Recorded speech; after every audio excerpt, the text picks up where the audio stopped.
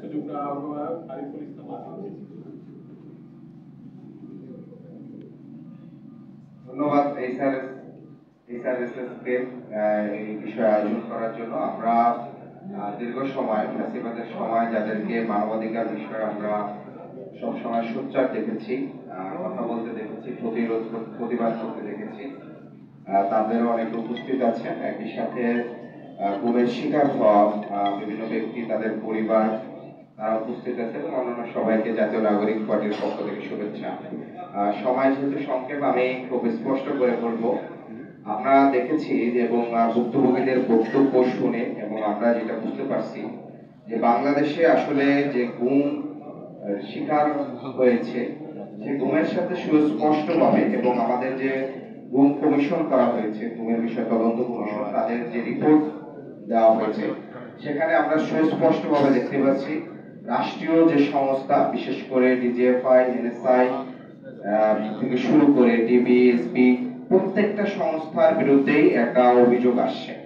এবং একই সাথে আমরা দেখতে পাই যে এই সংস্থাগুলো বিরোধী রাজনৈতিক দলের কর্মীদেরকে, বিভিন্ন ব্যবসায়ীকে নানাভাবে তারা গুমের সাথে জড়িত ছিলেন। যে সংস্থাগুলোকে রাষ্ট্রীয় নিরাপত্তা, নাগরিকের নিরাপত্তার জন্য দেশের জনগণের ট্যাক্সের টাকায় তাদের বেতন কাঠামো, তাদেরকে খরচপাতি দেওয়া হয়, সেই জায়গায় তারা দেখেছে দেশের নাগরিকদেরই গুম খুনের সাথে জড়িত হয়ে পড়ছেন। এ বিষয়ে আমরা একটি সুস্পষ্টভাবে বলতে চাই যে গুম কমিশনের প্রতিবেদন দেওয়ার পরের থেকে এখন পর্যন্ত আমরা ডিজিএফআই, এনএসআই কিংবা অন্য গোয়েন্দা সংস্কার থেকে তাদের কাছ থেকে কোনো ধরনের সুস্পষ্ট বক্তব্য পাইনি। দ্বিতীয়ত বিষয় হচ্ছে, এই প্রতিবেদন দেওয়ার পর থেকে সরকারের পক্ষ থেকে এই যে সংস্থাগুলোর বিরুদ্ধে, যেই সংস্থাগুলো স্টিল নাও তাদের পুরনো কাঠামো অনুযায়ী কাজ করে যাচ্ছে, বাংলাদেশের রাজনীতিতে কোন দল রাজনীতি করবে, কারা রাজনীতি করবে, কারা প্রতিবাদ করতে পারবে, আমরা দেখেছি যে ফ্যাসিবাদের সময় এই গোয়েন্দা সংস্থার লোকেরা এগুলা ডিসাইড করত, কারা বক্তব্য দিতে পারবে, কারা রাজনীতি করতে পারবে, এই ডিসাইড গুলা তারা করত। আপনারা দেখবেন যে আমরা প্রায় সময় যে আমাদের এই জায়গায় যারা থাকি, পার্বত্য অঞ্চল নিয়ে আমাদের কাছে বিভিন্ন তথ্য আসে। এখানে সঠিক তথ্য কোনটা কিংবা কোনটা ব্যাঠিক, সেই তথ্যগুলো কিন্তু আসতে দেওয়া হয় না।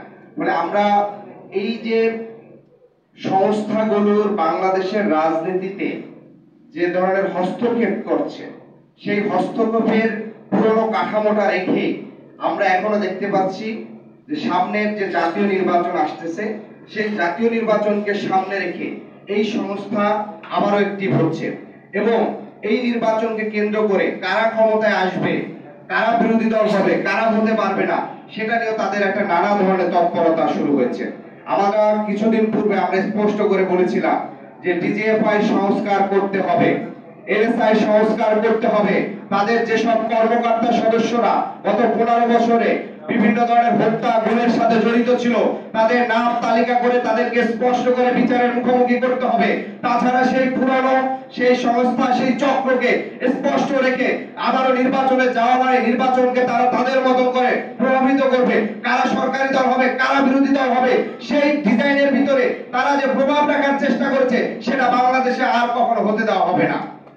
এই কথাগুলো যখন আমরা স্পষ্ট করে বলি, যারা পুরনো রাজনীতি করেন, যারা আমাদেরকে সব সময় সবক দেওয়ার চেষ্টা করেন যে 30 বছর 40 বছর ধরে রাজনীতি করছি, আপনারা 40 বছর ধরে রাজনীতি করছেন, পার্টি পলিটিক্স করছেন, নট পিপল পলিটিক্স করছেন, পার্টির কমান্ড শুনছেন, পার্টির স্বার্থ দেখেছেন, পার্টির আদর্শ অনুযায়ী করেছেন।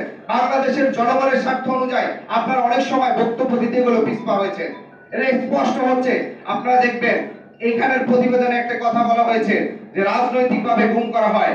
আমি এখানে আরেকটি কথা স্পষ্টভাবে বলি, শুধুমাত্র রাজনৈতিকভাবে গুম করা হয়নি, বরঞ্চ বাংলাদেশে যারা আধিপত্যবাদ বিরোধী রাজনীতি করেছে, বাংলাদেশের সার্বভৌমত্বের সাথে যারা অটল ছিল, যারা বাংলাদেশ ভারতের নদীর সম্পর্কের সাথে যারা প্রশ্ন তুলছে, বাংলাদেশের সীমান্ত হত্যা নিয়ে যারা প্রশ্ন তুলছে, তাদেরকে গুম করা হয়েছে। ইলিয়াস আলীকে গুম করা হয়েছিল কেন?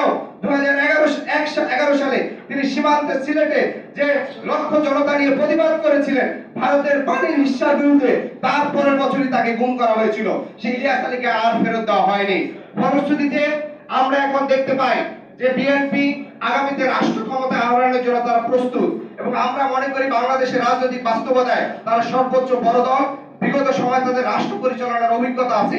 ফলে এই বাস্তবতায় বিএনপিকে এই বিষয়টি সুস্পষ্টভাবে করতে হবে যে গোয়েন্দা সংস্থাগুলো বাংলাদেশের রাজনীতিতে যে নানাভাবে প্রভাবিত রাখার চেষ্টা করেছে, সেই ব্যবস্থা ঠিক রেখেই তারা এই ক্ষমতা আহরণ করবে কিনা সেটিও তাদেরকে সুস্পষ্টভাবে করা উচিত। একই সাথে যে ইলিয়াস আলী আধিপত্যবাদ বিরোধীদের করে গুম হয়েছে, বিএনপির শত শত কর্মী ঢাকার নানা ওয়ার্ডের বিভিন্ন ওয়ার্ডে দেখবে যে ছাত্র দলের কর্মীদেরকে গুম করা হয়েছে মিছিল মিটিং আয়োজন করার জন্য, প্রতিবাদ করার জন্য। তাদের সেই রক্তের সাথে, তাদের রক্তের শপথের সাথে এই যারা জড়িত তাদের বিচারের মুখোমুখি করা হবে কিনা আমরা বিএনপির বক্তব্য দেখি, কিন্তু বিএনপির সেই বক্তব্য ওই পর্যায়ে জোরালো বক্তব্য দেখি না।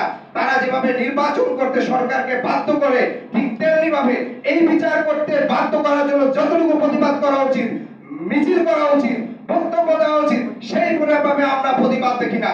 ফলশ্রুতিতে এই বিষয়ে বিএনপির কুসুম কুসুম বক্তব্য আমরা সন্দেহের চোখেও মাঝে মাঝে দেখতে চাই। ফলে আগামীর বাংলাদেশে পুরনো যে 15 বছরের একটি নেক্সাসের মাধ্যমে বাংলাদেশের ক্ষমতা কাঠামো চলেছে, সেখানে বাংলাদেশের এস্টাবলিশমেন্ট, মিডিয়া এস্টাবলিশমেন্ট, আর্মির ভিতরের কিছু অংশের এস্টাবলিশমেন্ট, সব গোয়েন্দা সংস্থার এস্টাবলিশমেন্ট, ব্যবসা এস্টাবলিশমেন্ট, লুটেরারা মিলে যে একটি চক্র তৈরি করছে, সেই পুরনো চক্র অনুযায়ী আবারও ক্ষমতা পালাবদল সেটা বাংলাদেশে আর হতে দেওয়া হবে না। এই পুরো সিস্টেম ভেঙে বাংলাদেশকে নতুন বাংলাদেশের দিকে এগিয়ে যেতে হবে। আপনারা দেখবেন সুস্পষ্টভাবে বাংলাদেশের যেসব রাজনীতিবিদরা সার্বভৌমত্বের বিষয়ে জোরালো বক্তব্য রেখেছেন, তাদেরকে বিচারিক হত্যাকাণ্ডের মধ্যে দিয়ে যেতে হয়েছে, তাদেরকে নানাভাবে তাদেরকে দমন করা হয়েছে, দলগুলোকে পুরো ধ্বংস করে দেওয়া হয়েছে।